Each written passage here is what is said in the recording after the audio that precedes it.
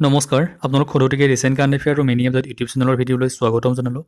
চ' বন্ধু বান্ধৱীসকল বহুতেই ভাল খবৰ 10,500টা নতুনকৈ পদ মুকলি হৈছে। চ' আপোনালোকে এই পদবোৰত অকল গ্ৰেজুৱেশ্যন হ'লে আবেদন কৰিব পাৰিব। চ' ইয়াত ল'ৰা ছোৱালী সকলোৱে আবেদন কৰিব পাৰিব। ইয়াৰ এপ্লিকেশ্যনৰ লাষ্ট ডেট কেতিয়ালৈকে আছে, গতিকে আপোনালোকক ভিডিঅ'টোত গোটেইখিনি কথা সবিশেষভাৱে জনাই দিম। চ' আপোনালোকে ভিডিঅ'টো শেষলৈকে চাওক। তাৰ আগতে যদি আপোনালোকে চেনেলটো ছাবস্ক্ৰাইব কৰি লোৱা নাই, ছাবস্ক্ৰাইব কৰি ল'ব, কাৰণ আমি যেতিয়া ভিডিঅ' আপলোড কৰোঁ চাকৰি ৰিলেটেড ইনফৰমেশ্যনবোৰে থাকে। চ' আপোনালোকে চেনেলটো ছাবস্ক্ৰাইব কৰি ল'ব পাৰে আৰু বন্ধু বান্ধৱীসকলত শ্বেয়াৰ কৰি দিব পাৰে। চ' বলকবোৰ আমি নটিচবোৰ চাই লওঁ। চ' বন্ধু বান্ধৱীসকল এইখন প্ৰথম নটিচ। এই নটিচখন আহিছে ষ্টেট বেংক অফ ইণ্ডিয়াৰ ফালৰ পৰা। চ' এই পদ ইয়াত আছে টোটেল 8,500টা পদ ইয়াৰ এই নটিচখনত আছে।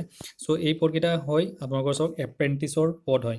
চ' এপ্ৰেণ্টিছৰ পদ হ'লে আপোনালোকে ইয়াত 3 বছৰৰ কাৰণে এংগেজমেণ্ট হ'ব আৰু দৰমহাও ইয়াত সম্পূৰ্ণৰূপে এটা ভাল দৰমহা এটা পাব। চ' ইয়াত চাওক আপোনালোকে এই পদবোৰত এপ্লাই কৰিবৰ কাৰণে ষ্টেট ৱাইজ আপোনালোকৰ পদবোৰ ভাগ কৰি দিয়া আছে। গতিকে আপোনালোকে এপ্লাই কৰিব লাগিব পদবোৰৰ কাৰণে। অনলাইন মাধ্যমত আপোনালোকে এপ্লিকেশ্যন কৰিব লাগিব। তাৰ কাৰণে আপোনালোকে sbi.co.in/careers এইটো ৱেবছাইটলৈ যাব পাৰে, বা bank.sbi/careers এইটো ৱেবছাইটলৈ গৈ কেনেও আপোনালোকে এপ্লিকেশ্যনবোৰ কৰিব পাৰে। চ' ইয়াত যদি আপোনালোকে চাই অসমৰ কাৰণে ইয়াত টোটেল পদৰ সংখ্যা আছে। অসমৰ কাৰণে চাওক, অসমৰ কাৰণে লোকেল লেংগুৱেজ জনা হ'ব লাগে। অসমীয়া, বেংগলী, বড়ো এই 3টা লোকেল লেংগুৱেজৰ ভিতৰত যিকোনো এটা জনা হ'লে হ'ব। আৰু আপোনালোকে যদি চাই টোটেল পদৰ সংখ্যা অসমৰ কাৰণে 90টা আছে। চ' ইয়াত কেটেগৰী ৱাইজ কোনটো কেটেগৰীত কিমানটা ভাগ কৰি দিয়া আছে আপোনালোকে চাব পাৰে। জেনেৰেলৰ কাৰণে 21টা আছে, ঠিক তেনেদৰে 6টা আছে, SCৰ কাৰণে 6টা আছে, আৰু বাকী কেণ্ডিডেটসকলৰ কাৰণেও তেনেকুৱাকৈ পদবোৰ ভাগ কৰি দিয়া আছে। চ' এই পদবোৰৰ কাৰণে এপ্লাই কৰিবৰ কাৰণে আপোনালোকক মই ক'লোঁ যে কি কৰিব লাগিব, যে এনি গ্ৰেজুৱেট হ'লে আপোনালোকে এপ্লাই কৰিব পাৰিব। সেইটো চাই লওক। বয়সৰ সীমাটো চাওক, জেনেৰেল কেণ্ডিডেটৰ কাৰণে 20ৰ পৰা 28 বছৰৰ ভিতৰত হোৱা হ'ব লাগিব। আৰু যি ৰিলেক্সেশ্যন থাকে SC, ST, OBCৰ কাৰণে, PWD কেণ্ডিডেটৰ কাৰণে সেইটো গভৰ্ণমেণ্টৰ ৰুল হিচাপত ৰিলেক্সেশ্যন আছে। আৰু জেনেৰেল কেণ্ডিডেটসকলৰ কাৰণে 20ৰ পৰা 28 বছৰৰ ভিতৰত কি থাকিব লাগিব, বয়সৰ সীমাটো থাকিব লাগিব।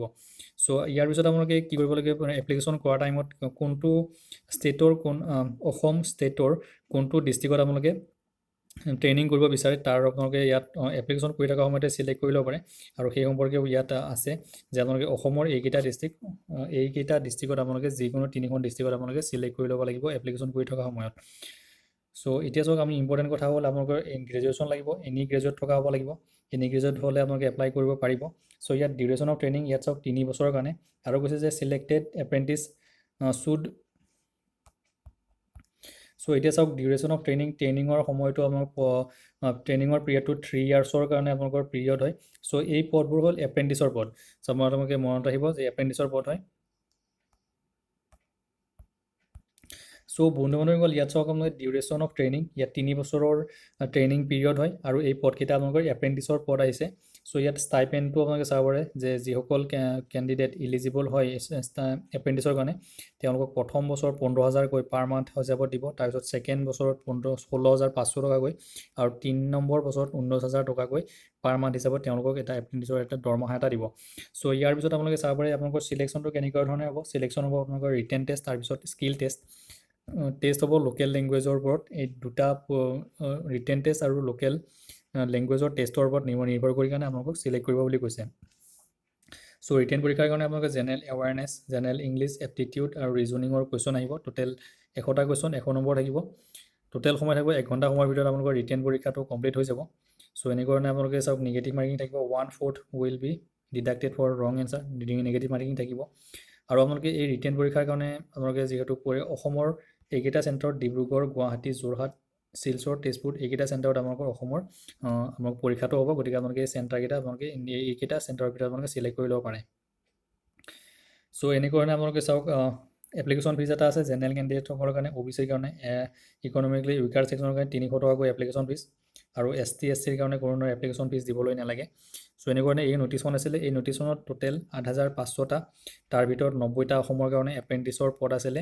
আৰু আপোনালোকৰ লগত এই নটিচখন আলোচনা কৰিলোঁ। ত' বন্ধু বান্ধৱীসকল, এইখন আপোনালোকৰ এপ্ৰেণ্টিছৰ কাৰণে, SBI এপ্ৰেণ্টিছৰ কাৰণে আপোনালোকৰ এপ্লিকেশ্যনটো 20 তাৰিখৰ পৰা ষ্টাৰ্ট হৈ গৈছে। আৰু আপোনালোকৰ 10/12/2020লৈকে আমাৰ ডিচেম্বৰৰ 10 তাৰিখলৈকে আপোনালোকৰ এপ্লিকেশ্যনৰ লাষ্ট ডেটটো থাকিব। আৰু এতিয়া বাকী 2,000 যি পদ আছে সেই পদৰ বিষয়ে আমি আলোচনা কৰি দিওঁ। চ' এতিয়া দ্বিতীয়খন নটিচ চাই লওক। দ্বিতীয়খন নটিচো SBIৰ ফালৰ পৰা আহিছে, আৰু এইটো আহিছে SBI PO কাৰণে আপোনালোকৰ ৰিকুইটমেণ্টটো আছে গতিকে এপ্লিকেশ্যনটো 14 তাৰিখৰ পৰা নৱেম্বৰৰ 14 তাৰিখৰ পৰা এপ্লিকেশ্যন চলি আছে আৰু ডিচেম্বৰৰ 4 তাৰিখলৈকে আপোনালোকৰ এপ্লিকেশ্যনবোৰ থাকিব চ' এই পদবোৰক এপ্লাই কৰিবৰ কাৰণে আপোনালোকে অনলাইন মাধ্যমত এপ্লাই কৰিব পাৰিব আৰু কি কৰিব এনি গ্ৰেজুৱেট হ'লে আপোনালোকে এপ্লাই কৰিবলৈ পাৰিব পিছত ইয়াত তিনিটা ষ্টেজত আপোনালোকৰ পৰীক্ষাবোৰ হ'ব ফাৰ্ষ্ট ষ্টেজ ছেকেণ্ড ফেজ আৰু থাৰ্ড ফেজ আপোনালোকৰ পৰীক্ষাৰ কেতিয়া হ'ব সেইটো ইয়াত সুন্দৰকৈ দি দিছে 31 ডিচেম্বৰ 2 4 5 জানুৱাৰীত আপোনালোকৰ প্ৰথম ষ্টেজৰ পৰীক্ষা হ'ব ঠিক তেনেদৰে ছেকেণ্ড ষ্টেজৰ পৰীক্ষা হ'ব 29 জানুৱাৰীত 3 নম্বৰ ফেজৰ ফেব্ৰুৱাৰী মাৰ্চত আপোনালোকৰ পৰীক্ষা হৈ যাব তাৰপিছত আপোনালোকৰ এপইণ্টমেণ্ট হৈ যাব চ' এপ্লিকেশ্যনৰ লাষ্ট ডেটটো আপোনালোকে গম পালে যে 4/12/2020লৈকে এপ্লিকেশ্যনৰ লাষ্ট ডেটটো আছে চ' ইয়াত টোটেল পদৰ সংখ্যা আছে 2000টা আৰু আপোনালোকে কেটেগৰী ৱাইজ কোনটো কেটেগৰীত কিমানটা আছে সেইটো আপোনালোকে চাই ল'ব পাৰে চ' ইয়াৰ পিছত আপোনালোকে ইলিজিবিলিটি চাওক এনি গ্ৰেজুৱেট হ'লে আপোনালোকে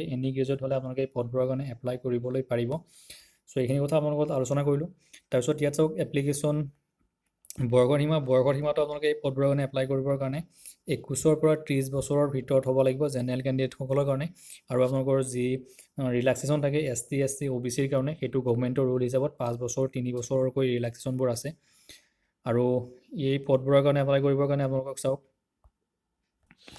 চ' বন্ধু বান্ধৱীসকল এই পদকেইটাৰ কাৰণে এপ্লাই কৰিবৰ কাৰণে আপোনালোকে এপ্লিকেশ্যন ফিজ এটা আছে এপ্লিকেশ্যন ফিজটো 750 টকা জেনেৰেল কেণ্ডিডেটৰ কাৰণে OBCৰ কাৰণে আৰু ইকনমিকেলি উইকাৰ ছেকশ্যনৰ কাৰণে তাৰপিছত ST SCৰ কাৰণে পাৰ্চন উইথ ডিছেবিলিটিছৰ কেণ্ডিডেটসকলৰ কাৰণে কোনো ধৰণৰ এপ্লিকেশ্যন ফিজ নাই জেনেৰেল কেণ্ডিডেটৰ কাৰণে 750 টকাকৈ এপ্লিকেশ্যন ফিজ আছে চ' ইয়াৰ প্ৰিলিমছৰ আপোনালোকৰ কেনেকুৱা ধৰণৰ কুৱেশ্যন আহিব প্ৰিলিমছত ইংৰাজী কোৱান্টিটিভ এপ্টিটিউডৰ ৰিজনিঙৰ কুৱেশ্যন থাকিব 100 নম্বৰৰ কুৱেশ্যন হ'ব চ' আপোনালোকে চাব পাৰে ঠিক তেনেদৰে আপোনালোকৰ ছেকেণ্ড ষ্টেজত পৰীক্ষা হ'ব ৰিজনিং আৰু কম্পিউটাৰ এপ্টিটিউড তাৰপিছত ডাটা এনালাইচিছ জেনেৰেল নলেজ আৰু ইংৰাজীৰ ওপৰত আপোনালোকৰ কুৱেশ্যন হ'ব ইয়াত থাকিব টোটেল 200 নম্বৰৰ মেইনছৰ পৰীক্ষা হ'ব তাৰপিছত আপোনালোকৰ 3 নম্বৰত আপোনালোকৰ চিলেকশ্যন হ'ব ইণ্টাৰভিউৰ থ্ৰুদি আপোনালোকৰ 3 নম্বৰৰ ফেজটো হৈ যাব চ' এনেকুৱা আপোনালোকে এই পদবোৰৰ কাৰণে এপ্লাই কৰিব পাৰিব চ' ইয়াৰ কাৰণে আপোনালোকে এপ্লিকেশ্যনৰ লাষ্ট ডেট থাকিব ডিচেম্বৰৰ 12 তাৰিখলৈকে চ' আগৰটোত আছিলে ডিচেম্বৰৰ 10 তাৰিখলৈকে আৰু এইখনৰ হ'ল ডিচেম্বৰৰ 4 তাৰিখলৈকে ডিচেম্বৰৰ 12 নহয় ডিচেম্বৰৰ 4 তাৰিখলৈকে আপোনালোকৰ এপ্লিকেশ্যনৰ লাষ্ট ডেটবোৰ আছে